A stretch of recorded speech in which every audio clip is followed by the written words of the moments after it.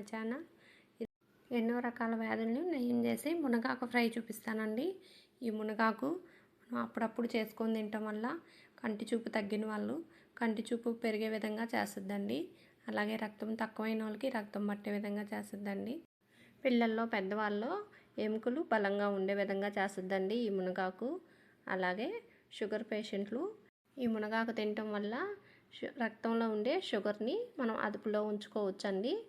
మరి వీడియోలోకి వెళ్ళిపోదాం. చూడండి, మునగాకు తీసుకొని ఇదంతా నీట్గా పుల్లలు ఏమి లేకుండా నీట్గా ఒలిచేసుకోవాలండి. ఆకంతా ఇదే విధంగా తీసేసుకోవాలి. ఇలా తీసుకొని ఒక 2-3 మాటలు శుభ్రంగా కడిగేసుకొని ఒక ప్లేట్లోకి తీసి పెట్టుకున్నానండి. స్టవ్ వెలిగించుకొని కడాయి పెట్టుకొని ఇప్పుడు ఒక 2 టేబుల్ స్పూన్ల ఆయిల్ వేసుకోండి. ఆయిల్ కాస్త వేడయ్యాక ఒక 1/2 స్పూను ఆవాలు వేసుకోవాలి. ఒక 1/2 టీ స్పూన్ జీలకర్ర అండి.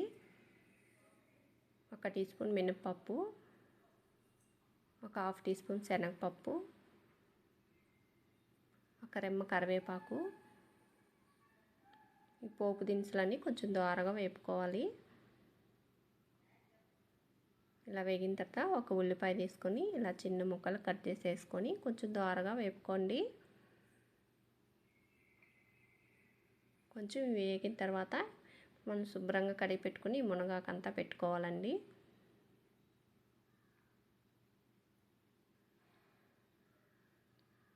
ఇదంతా మునగాకంతా వేసుకొని ఇప్పుడు 1 నిమిషం పాటు ఇదంతా బాగా కలుపుకోవాలండి. కొంచెం మీడియం ఫ్లేమ్లో పెట్టుకొని బాగా వేపుకోండి. ఇంతకుముందు మునగాకుతో పొడిగాని చేసి చూపించున్నానండి. చూడని వాళ్ళు ఒకసారి మా ఛానల్లోకి వెళ్ళి చూడండి, మా పాత వీడియోస్లో ఉంటుంది. చూడండి, అంతా కలిపేసి పైన ప్లేట్ పెట్టుకొని కాసేపు బాగా ఉడకనిచ్చానండి. కొంచెం సిమ్లో పెట్టుకొని స్టవ్ని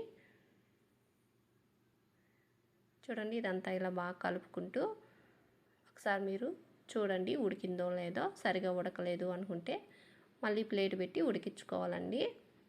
ఇలా కొంచెం పలచగా అనుకొని అప్పుడు ప్లేట్ పెట్టుకోండి. ఇంకా కొంచెం సేపు ఉడకాలండి. సిమ్లో పెట్టుకొని ఉడికించుకుంటున్నాను. ఇప్పుడు దీంట్లోకి పొడి తయారు చేసుకోవాలి. మిక్సీ జార్ తీసుకొని దీంట్లోకి ఒక 20 మిరపకాయలు వేసుకుంటున్నాను. 1 స్పూన్ ధనియాలండి, ఒక సగం స్పూన్ జీలకర్ర, కొంచెం ఎండు కొబ్బరి ముక్కలండి, కొంచెం చిన్న ముక్కలు చేసి వేసుకోండి. ఇప్పుడు ఒక 10 వెల్లుల్లిపాయలు, కొంచెం కల్లుప్పు వేస్తున్నాను, మరి చప్పగా లేకుండా. కారపొడి కూడా, పుట్నాల పప్పు అండి, మనం తినే శనగపప్పు అంటాం కదా, ఆ పప్పు కానీ ఒక పిడికిడి పప్పు వేసాను. ఇప్పుడు ఇదంతా కొంచెం మెత్తగా కాకుండా కొంచెం పలుకుగా ఉండాలండి, కొంచెం బరకగా. ఈ విధంగా మిక్సీ పట్టుకోవచ్చాను. ఇది మనం ఒక డబ్బాలో తీసి పెట్టుకుంటే మనం ఏ ఫ్రై చేసుకున్నా వేసుకుంటే బాగుంటుందండి రుచిగా. చూడండి, బాగా ఉడికిపోయింది మునగాకు కానీ. ఇప్పుడు మనం దీనికి తగినట్టుగా చేసుకుని ఈ కారపొడి వేసుకోవాలి. వేసుకొని ఇదంతా బాగా మిక్స్ చేసుకోండి. నేను సాల్ట్ ఆ క్లిప్ కొంచెం మిస్ అయింది. ఇప్పుడు కొంచెం చప్పగా ఉందని వేస్తున్నానండి. ముందే వేసాను నేను కొంచెం సాల్ట్. ఇప్పుడు ఇదంతా మళ్ళీ బాగా కలుపుకోవాలి. అంతేనండి, తయారైపోయింది మన మునగాకు ఫ్రై. అన్నం పెట్టుకొని ఇలాగ వేడిగా తాలింపు కలుపుకొని తినేయొచ్చండి. బాగా రుచిగా ఉంటుంది. లేదా మీరు రసంలోకి, సాంబార్లోకి, పప్పుల్స్లోకి, దేంట్లోకైనా కానీ పప్పులోకి సైడ్ నంచుకొని తిన్నా కానీ చాలా బాగుంటుందండి. మీరు ఏదో ఒక విధంగా మునగాకు తినటం వల్ల పిల్లల్లో పెద్దవాళ్ళు ఎన్నో రకాల వ్యాధులను తగ్గించుకోవచ్చండి. మీరు కానీ తప్పకుండా ఇలాగ మునగాకు తెచ్చుకున్నప్పుడు ట్రై చేయండి. మీకు ఎలాగొచ్చిందో కామెంట్ బాక్స్లో తెలియజేయండి.